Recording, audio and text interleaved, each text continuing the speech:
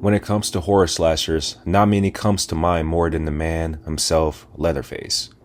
While being one of their well-known faces that we've seen in the history of horror is incredible, it's mainly due to the first movie, maybe the remake, or even the character of Leatherface itself is the cause of the popularity. But it definitely ain't the collection of movies that comes along with it. You see, it seems like everyone knows the original, and the level of impact that one has is remarkable, to say the least. But almost every movie after that is either terrible or unmemorable. Unlike most popular slasher icons, Leatherface, along with the Texas Chainsaw Massacre franchise, seems very disconnected even from the start. I thought it would be a great idea to go over the ups and downs of this franchise and what ultimately led to this being the most inconsistent slasher movie series of all time. By many fans of slashers and critics, this is considered a masterpiece that can be replicated. Fans love the raw realism and atmosphere of the film, and it's something that we've never seen before. So it's safe to say that you were left with a terrified and disturbed feeling, but in a way that stands out, of course. This was an indie film that was shot with poor lighting, with a disturbed, gritty presence that created a sense of intimacy. Despite the lack of goriness, the film used a disturbed imagery with the cannibalistic home design with mutilated corpse on the inside. These things push the psychological feeling of shock and fear simultaneously. And that's just the filmmaking side of it though. What made it work even was more of the idea of the character Leatherface leading the charge. In many people's eyes, nothing is more terrifying than a large, crazy, deranged masked man that uses a chainsaw for his signature weapon. Combining those two things makes sense that this situation will be the last situation anybody would want to be a part in. It is considered one of the more influential horror films of all time, and there's no debate about it.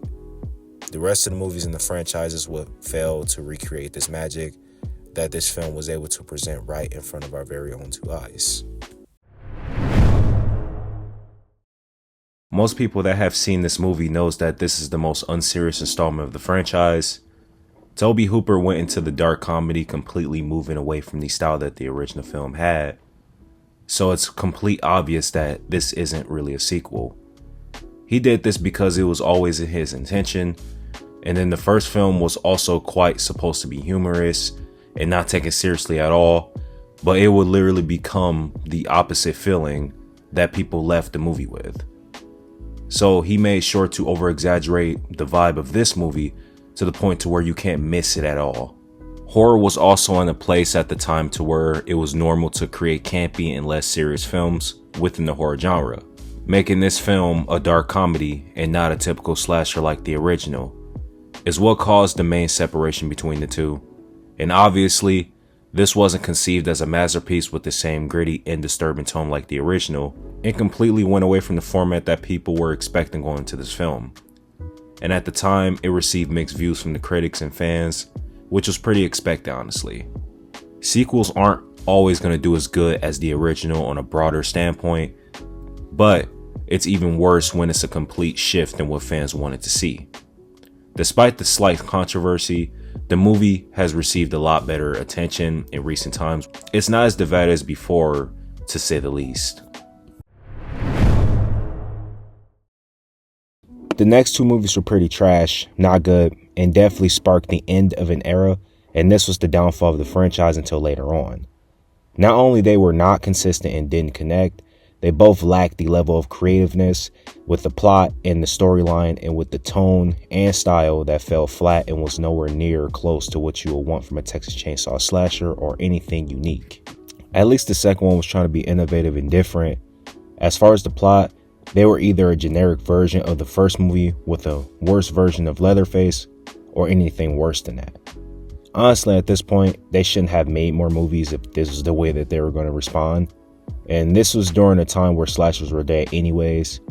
Back then, even fans and critics didn't receive these two slashers very well, and it was a time for a change, but it would come in the next decade though, in the remake era. Redemption is the word that I use to describe the era of this franchise. Throughout the 2000s, we saw a ton of remakes of some of our favorite slasher films of all time, and Texas Chainsaw Massacre was one of them. Texas Chainsaw Massacre Remake is one of my favorite horror movies of all time, and it's without a doubt one of the best remakes of all time. This was most likely a hot take, but I might even think this is better than the original. That's how good this movie was. This movie had everything the original had, but up to date with the tone, brutality, and goriness of the 2000s horror films, with arguably the best version of Leatherface, played by 6'5" bodybuilder Andrew Benarski. So he was definitely the most physically imposing representation of the character than it's ever been. It went from going from a franchise that was literally dying to being put right back on the horror map, which saved the franchise. This stemmed from Michael Bay's production company, Platinum Dunes, bought the rights to Texas Chainsaw Massacre and decided to start over and became one of the most financially successful slashers of the 2000s, grossing worldwide of $107 million, starting from a $9 million budget. They will go on to make a prequel in the next film to this remake titled The Beginning, exploring the origin story of 2003's Leatherface and the Hewitt family in the events before the first film.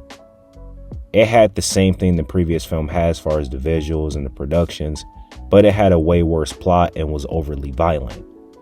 This one had a ton of negative reviews from many people not liking the idea of Leatherface having an origin story, with it taking away the mystery of what makes him terrifying. A lot of people, including myself, usually put this entry in the middle of the pack, way better than the worst movies, but nowhere near as good as the best ones.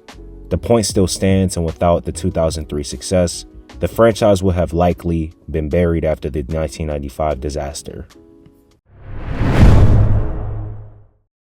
And just like that, Texas Chainsaw Massacre took a huge dip and is back in the spot it was originally at. So we start off this stretch of years with Texas Chainsaw 3D, one of the worst horror movies of the century, a confusing, inconsistent plot that were either changed or switched up without any explanation. Don't want to go over everything because this isn't a standard review, but overall, too many plot holes. The next film, which is Leatherface, was a failed origin story that had mystery elements towards it and pretty much trying to figure out which one was Leatherface, which you don't find out until the very end. Arguably very predictable, and in this film, the kid that plays Leatherface is too normal, doesn't show any signs of the person that's mentally challenged as the way of representing Leatherface. You don't get the reveal until the very end of the movie, which sucks because now we're getting a little brief moment of Leatherface, and overall, not a good movie, and it felt too rushed. But the last thing is that this movie felt more like a thriller and a mystery than a typical slasher movie. Last but not least, we have the Netflix addition to the franchise. I mean, at this point, I'm not expecting a masterpiece or even a great movie, to be honest. And that's what we got. Just an alright movie at best. But I did like the Gen Z feel of this movie with the social media, and the bell scene was pretty cool, I guess. But didn't really like much of it else. This movie got negative reviews and fans saw it as a failed reboot.